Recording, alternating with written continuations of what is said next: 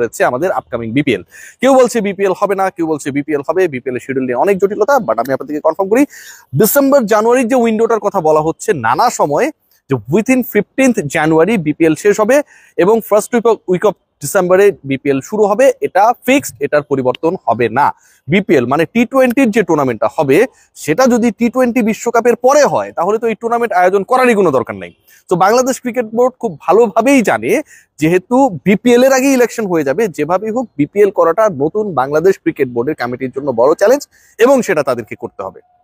এখন কথা যেটা, বিপিএল কে কেন্দ্র করে যত আলোচনা হয়েছে সেই আলোচনায় টিমস নিয়ে আলোচনা হয়েছে এবং একই সাথে অর্গানাইজেশনস কারা হবে সেই আলোচনাটা হয়েছে। খুব স্বাভাবিক, বাংলাদেশ ক্রিকেট বোর্ড এই টিমসের আলোচনা করতে গিয়ে ক্রিকেট বোর্ডের ভেতর থেকে কিছু নিউজ লিক হয়েছে, আপনারা সবাই জানেন। যে নিউজগুলোর অন্যতম হচ্ছে কিছু কিছু ফ্র্যাঞ্চাইজি সরাসরি স্পট ফিক্সিং এর সাথে জড়িত ছিলেন এমন সন্দেহভাজনের তালিকায় তাদেরকে রাখা হয়েছে। Not finally proven but they are suspected. সেই দলগুলোর ক্ষেত্রে বলা হয়েছে যে দলগুলোর নাম, তার একটা হচ্ছে ঢাকা, মানে আমরা রাজধানীতে থাকি, ঢাকা ক্যাপিটালস। একটা হচ্ছে দুর্বার রাজশাহী, খুবই আলোচিত। বিপিএল এ কোন টিম চ্যাম্পিয়ন হয়েছে, রানার্স আপ হয়েছে, এগুলো নিয়ে আপনি কনফিউজ হতে পারেন, বাট পুরো বিপিএল আলোচনায় ছিল সবচেয়ে বেশি কোন দল, সেটা নিয়ে কনফিউশনের কোনো সুযোগ থাকবে না। রাজশাহী সেই কাজটা করেছে। সিলেট স্ট্রাইকার্স। এই যে তিনটা টিমের নাম আমি বললাম, এই তিন টিম থেকে অন্তত একটা দল আপকামিং বিপিএল এ বাদই পড়ে যাবে, এরকম ডিসিশন হয়ে গেছে বা হচ্ছে। সিরিয়াসলি 5 দলের বিপিএল হতে পারে, ম্যাক্সিমাম 6টা হবে। সিলেটের বাদ পড়ার চান্সেস ভেরি হাই। সিলেট যখন বাদ পড়ছে বা সিলেট স্ট্রাইকার্স এর নামটার সাথে জড়িত যে ফ্র্যাঞ্চাইজি কর্তৃপক্ষ তারা যখন বাদ পড়ছে, ঠিক একই টাইমে দুর্বার রাজশাহী এবং ঢাকা ক্যাপিটালসও বদলে যাচ্ছে। রাজধানীর দল আরো একবার বদলে যাচ্ছে। ঢাকা ক্যাপিটালস এর মালিকানায় যারা ছিলেন, বাংলাদেশ ক্রিকেট বোর্ডের অভ্যন্তরীণ মনোভাবটা অনেকটা এরকম, সেই তাদেরকে ঢাকা ক্যাপিটালস এর সাথে সম্পৃক্ত রাখার ব্যাপারে তারা আর ইন্টারেস্টেড না। ঢাকার নামে দল হবে এটাতে কোনো ডাউট নেই, আপনি রাজধানীকে বাদ দিয়ে এখানটায় খেলা হবে, আপনি নিশ্চয়ই টিম বানাবেন না। কিন্তু যারা এটার ম্যানেজমেন্টের সাথে ছিল, সবচেয়ে বড় নেম যেটা, সেটা হচ্ছে সাকিব খান। সেই সাকিব খানের দল বা সাকিব খানের যে ওনারশিপের দল, সেই দলটাকে আর আমরা দেখছি না আপকামিং বিপিএল এ। There is a big possibility, 99% assurance দেওয়া যেতে পারে। একই সাথে দুর্বার রাজশাহীর ফ্র্যাঞ্চাইজিতেও একটা পরিবর্তন আসছে বলে আভাস রয়েছে। সেখানটায় ফরেন ইনভেস্টমেন্ট হবে, মানে বাংলাদেশের যারা এনআরবি রয়েছেন, বিভিন্ন দেশে বসবাস করেন, সেখান থেকে একটা ইনভেস্টমেন্ট আসবে বলে মনে করা হচ্ছে এবং তারা তাদের দলের লোগো থেকে শুরু করে এভরিথিং প্রিপারেশনের একটা পর্যায়ে রেখেছেন। রাজশাহী নতুন টিমের নাম হবার সম্ভাবনায় যে নামটা শোনা যাচ্ছে সেটা হচ্ছে রাজশাহী এক্সপ্রেস।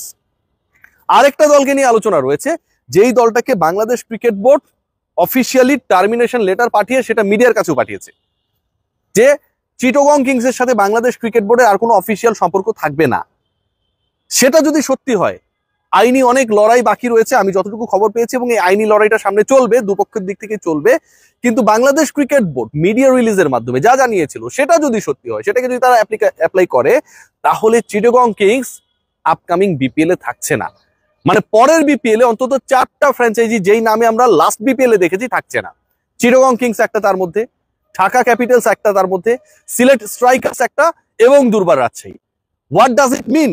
ইট মিনস আপকামিং বিপিএল এমন ভাবে হতে যাচ্ছে যেখানটায় 80% ফ্র্যাঞ্চাইজি মালিকরা নতুন হিসেবে আসবে, নিউ ওনার্সদেরকে দেখা যাবে, except Rangpur Riders and Fortune Barishal.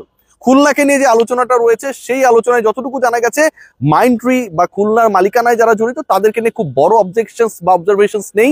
Fixing নিয়ে যে রিপোর্টস গুলো হয়েছে, সেখানটায় খুলনার নামে বড় ধরনের এলিগেশনস এখন পর্যন্ত বা সন্দেহভাজনের তালিকায় তারা নেই।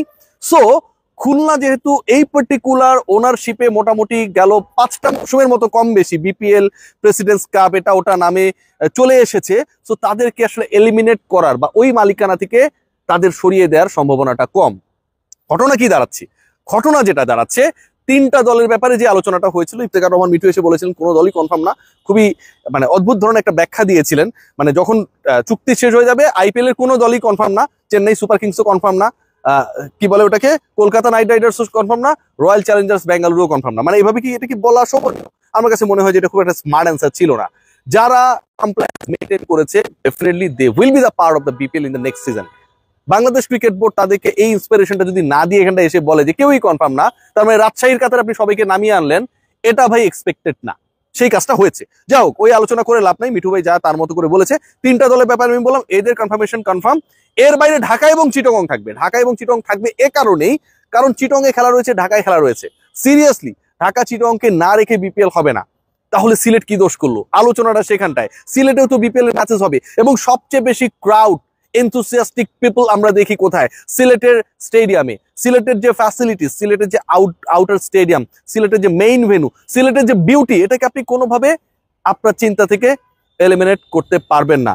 যদি সেটা হয়, দেন সিলেটের ক্ষেত্রে কি হচ্ছে? বাংলাদেশ ক্রিকেট বোর্ড তারা সিলেটের ব্যাপারে একটা মহা ঝামেলার মধ্যে পড়েছে, এবং সেই ঝামেলার জায়গাটা হচ্ছে যে সিলেট থেকে যে ইনভেস্টমেন্টটা আসে বিভিন্ন সময় সিলেট দল কেন্দ্রিক, সেটা আসলে কনভিন্সিং না।